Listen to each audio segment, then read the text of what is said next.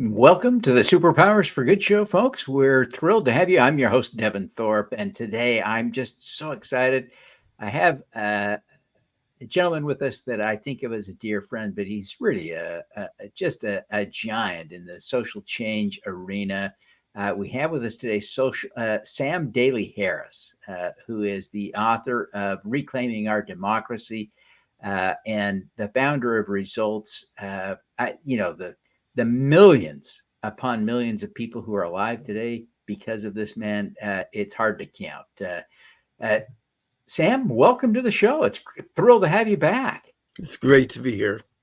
Well, it is just an honor to have you.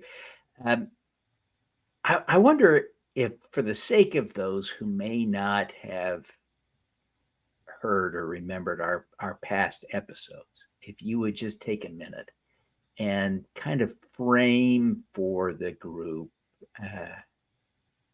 how it is that you came to do this work, what kind of your origin story. Would you mind sharing that? Yeah, I would love to. And the word that I use is story of self, and I use it because it comes from a Harvard professor, Marshall Gans, who developed this. What happened in your life, and what decisions did you make that got you to this commitment? I'm going to do a little shortened version of it. But starting out, I have a bachelor's degree and a master's degree in music, and I played percussion instruments in the Miami Philharmonic Orchestra and taught high school music. And then 43 years ago, I founded the anti-poverty lobby Results. And a lot of times the question is, music, poverty lobby, what's the connection? And when I look back in my life, there's certain experiences that start pointing me in a different direction. And there were two deaths that really had an impact on me, especially in 1964, when I was a senior graduating from high school, in 1968, when I was a senior graduating from college. A friend a year younger in high school died the day before college graduation, and Robert Kennedy was assassinated right around the time of college graduation. And these deaths got me to thinking about the questions of purpose. Why am I here? What am I here to do? What is my purpose? Now, I'm only thinking about these questions. There are no answers. And after Kennedy's assassination in 1968, it's 7 years later that I'm invited to a presentation on ending world hunger put on by the Hunger Project. And I go to this event thinking hunger's inevitable. What do I know? I'm a musician. I'm thinking, well, there are no solutions. Again, I'm a musician. I don't know what I'm talking about. There are no solutions, I'm thinking, because if there were solutions, somebody would have done something by now. But I go to this event and it's obvious right away. There's no mystery to growing food or clean water, basic health, literacy. I'm not hopeless about the perceived lack of solutions. I'm hopeless about human nature. People will just never get around to doing the things that can be done. But there's one human nature I have some control over, my own. And my question, why am I here? What am I here to do? The questions of purpose. So I get involved in a big way. And this is the end of the story. In 1978 and 1979, I spoke to 7,000 high school students, classroom by classroom. And before I went into the first classroom, I read statements from Jimmy Carter's Commission on World Hunger and others calling for the political will to end hunger. So I asked 7,000 high school students, what's the name of your member of Congress? I don't want to know if you wrote them. I don't want to know, just the name. And out of 7,000 asked, 200, fewer than 3%, could answer correctly. 6,800, over 97%, could not answer correctly. And Results, this anti-poverty lobby I founded, grew out of this gap between the calls for the political will to end hunger on the one hand, and the lack of basic information on who represented us in Washington on the other.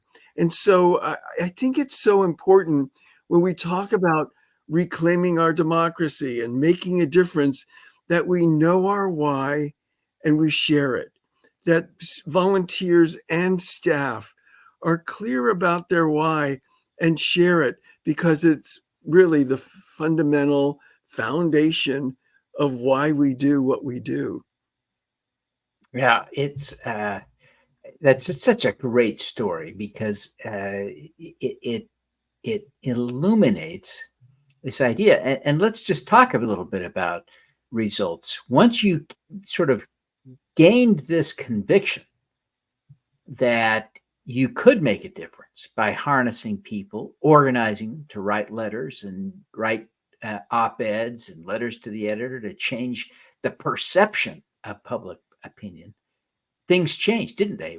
Yeah, yeah. Walk us through a little bit what happened as a result of results. Well, if I could just go back a little farther and just say, when we started, I make this point in the book that we were lucky that nobody came up to it. We were in Los Angeles.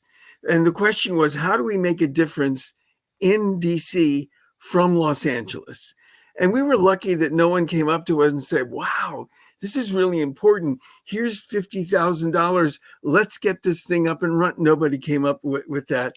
So all we had was our time and our question, how do we make a difference from Los Angeles? And we eventually expanded a lot in Washington, D.C. And it's a longer story, but in simple terms, we started lobbying on child survival issues in 1984. I was already in the middle of my 5 21-city trips. The Eastern and Delta Airlines used to offer 21 flights for $649 if you did them in 21 days. And I was expanding results to 50 chapters in 27 states. And we started lobbying on child survival issues where UNICEF, the UN Children's Fund, was reporting that 40,000 children a day were dying from preventable things like measles coupled with malnutrition. And Results volunteers have lobbied every year for nearly 40 years. And the global child death rate has dropped from 40,000 a day to 13,800 a day.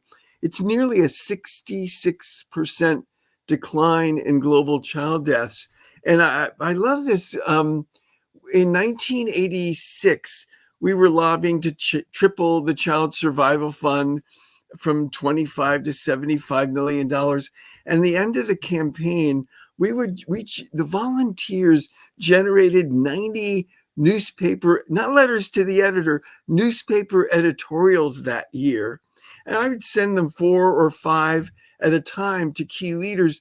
In the last batch of the 90, I got the cover letter back from Jim Grant, the head of UNICEF, who'd written on the bottom of the letter, I thank you in my mind at least weekly for what you and your colleagues are accomplishing.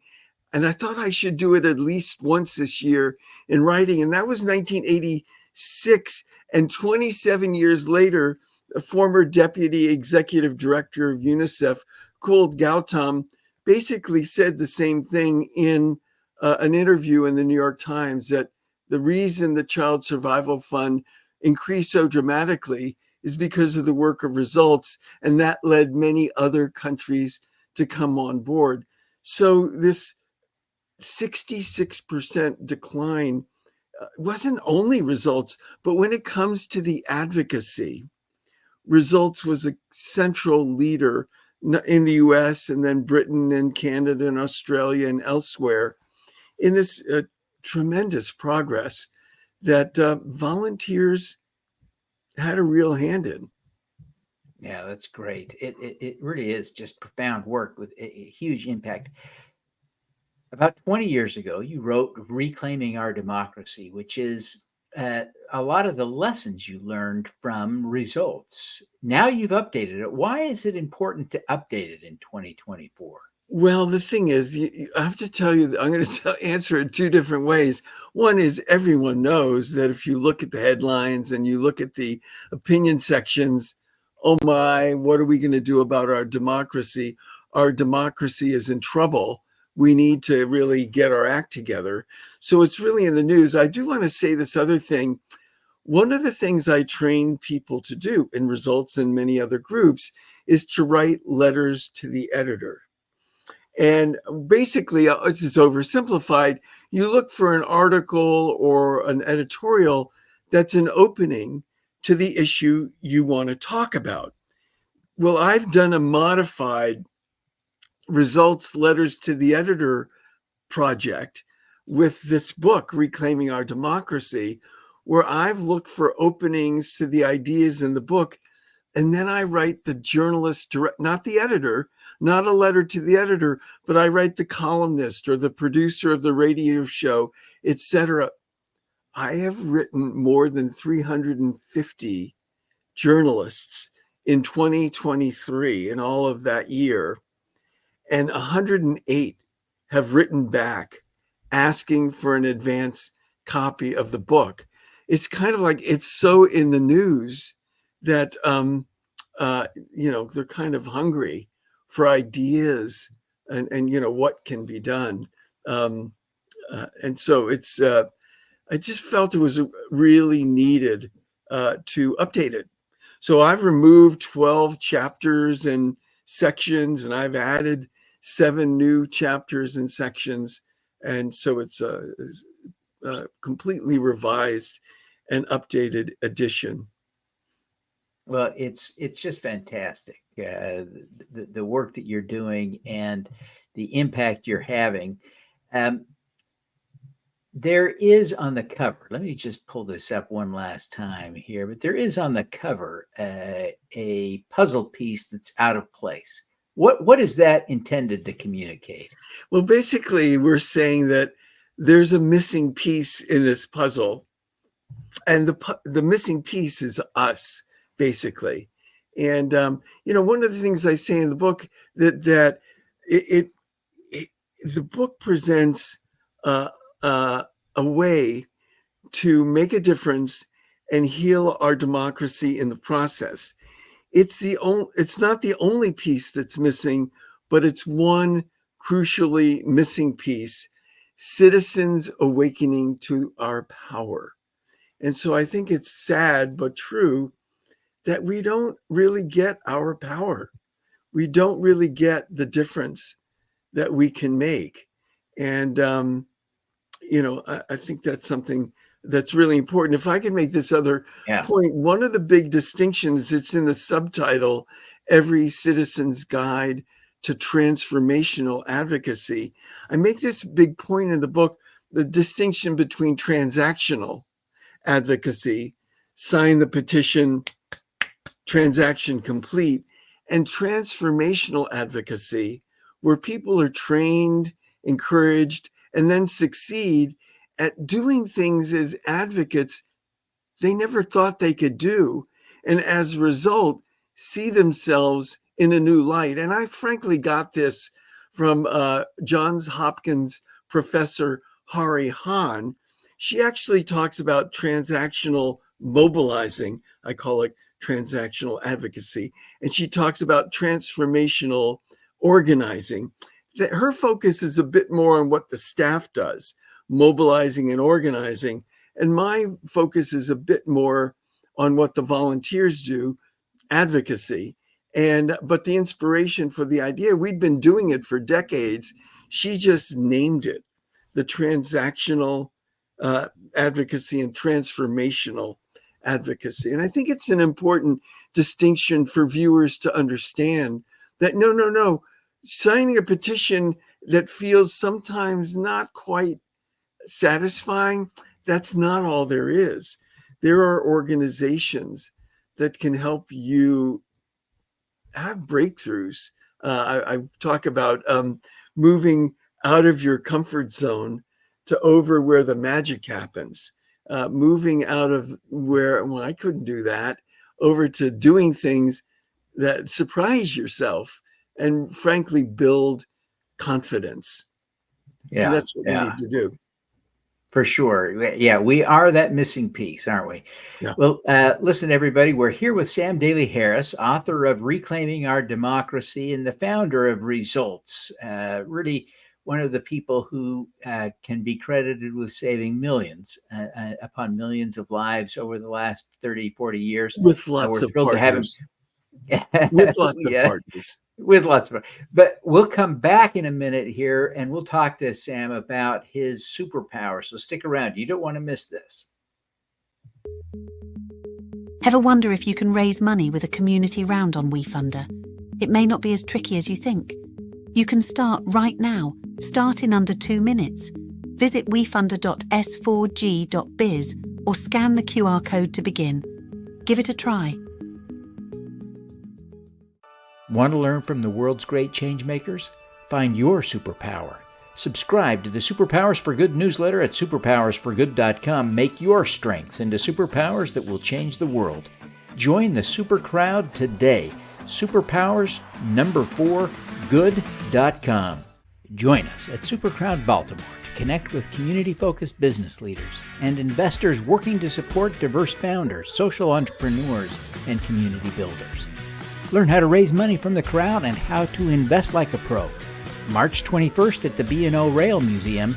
Register today at thesupercrowd.com. Welcome back, everyone. We're here with Sam Daley-Harris, author of Reclaiming Our Democracy. And this is just a great conversation. We're going to talk to Sam now about his superpower. Sam, you know, I don't know that anybody I've had on the show has a better claim to having saved more lives or impacted more people than you. That's really quite a claim. I've had some remarkable people, including Bill Gates, on the show, and I don't think anybody beat you. What is your superpower? Well, you and I have discussed this before, and I'm going to stick with my answer, but I think I'm going to go a little deeper into it. My superpower is that I'm in on the joke. And I want to say it this way. I think that there is well, let me say it this way. We know we make a difference in our family and we make a difference on our block. And yes, we make a difference in our community. But I say that when we look to our state and our nation and our world, people don't see the difference they make, not enough. And I don't know, it's just crystal clear to me. I'm in on the joke that it's not accurate that we don't make a difference. We do. And I see it in a crystal clear way. And let me give another expression of it. One of the things that I say in the book is we really want to head toward transformational advocacy. And here's what you look for in a group when you're looking for a group that delivers transformational advocacy. And there are 3 things, and I'll list them. And those 3 things get you to see the difference you make. So you could, let's say, be in on the joke, which is, no, you do make a difference. Don't believe all that stuff that you read or you think that you don't. And so thing 1, when you're looking for a group, the 2 key words are enrollment and community building. In other words, is this group constantly bringing new people in, forming them into chapters so they're not working alone, and then having whole of organization webinars each month that are inspiring. So they're enrolling new people, because you're not going to make a difference on your own. Stay one, no more, no one else comes. Bringing new people in, forming them into chapters, and then having whole of organization inspiring webinars each month, building community. So that's number 1, enrollment and building community. Number 2, building your skills. So training the people who have come in. How do you meet with a member of Congress? How do you meet with an editorial writer? How do you write a letter to the editor? How do you table at Earth Day in a more powerful way? So number 2 is building your skills. And number 3 is helping you have breakthroughs. And it's really the breakthroughs that build your confidence and have you see that you make the difference. When that first letter to the editor is published, you're reading it and go, wow, somebody thinks my message is important. And I'm just not talking to one friend. I'm talking to the 100 or the 1,000 or the 10,000 or 100,000 who read the letters to the editor in my paper. So find an organization that is engaged in enrollment and community building, that's engaged in building your capability, and that helps you move out of your comfort zone and have breakthroughs. And when that happens, you start making the difference you never thought you could make. You're engaged in transformational advocacy, and you're in on the joke that no, you can actually make a profound difference. Yeah, that is really, I think, a great superpower. And I appreciate you walking us through some of those key aspects.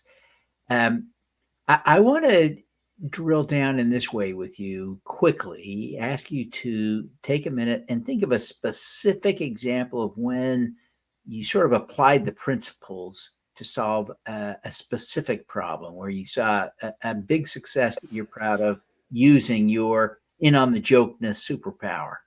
Okay, I want to give you two, but okay, I'll give you one. So in 2019, the Global Fund to Fight AIDS, Tuberculosis, and Malaria had saved 38 million lives since its inception in 2002 to 2019. And it was up for a 3-year replenishment. And President Trump called for a 29% cut to the Global Fund to Fight AIDS, Tuberculosis, and Malaria. Now, most people would go, well, what can you do? You can't fight City Hall. President's calling for no. Results volunteers, there were others, but results volunteers led in getting hundreds of Republicans and Democrats to sign letters to Secretary of State Mike Pompeo, to the leaders of the appropriating subcommittees in the House and Senate, to co-sponsor resolutions, all in support of the full funding for the Global Fund to Fight AIDS, Tuberculosis, and Malaria. And at the end of that year, 2019, 2 Republicans and 2 Democrats stood on a stage in Lyon, France, at the Global Fund replenishment and announced that the US Congress would increase the Global Fund by 16%. And by the end of the year, the President Trump, signed into law legislation that didn't cut it by 29%, but increased the Global Fund by 16%. Now, most people would have given up.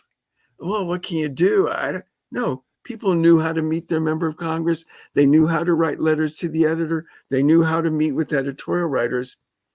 And they made a really big change. And a couple of years later, the Global Fund had saved 50 million lives and its partners from AIDS, tuberculosis, and malaria. So that's one example. That's a great example. Can I give you another one? Just it's a different. No. Okay. We are out of time, but Okay. we have time for you to tell us before we wrap up. We have just time for you to tell us how people can learn more about you, how they can connect with you, connect with, and get the book. Most importantly, what's the secret here? Well, if you go to the book's website, you can also link to civic courage and the like. But let me give you a couple of websites. Getting the book, you can do that easily. Find Barnes and Noble and Indie Books and Amazon. reclaimingourdemocracy.org. So if you go to reclaimingourdemocracy.com, that's important. reclaimingourdemocracy.com. You will not only get the book, but you also find out a way to get on the website. You can also go to civiccourage.org, and you can let me know about groups you'd like to be connected with. Is it a group on climate? Is it a group on poverty? Is it a group on peace issues? these are some of the kinds of groups, results, and Citizens Climate Lobby and the Quaker Lobby FCNL that I've coached, and I can help connect you with. So I think that's where Fantastic. people should go. That's great. Well, Sam, we thank you so much for taking the time to be with us on the show today. We want to wish you every success in relaunching the book and getting that extra message out to more people who can be in on the joke. We want to see you succeed. Yeah. All righty. Let's do some good.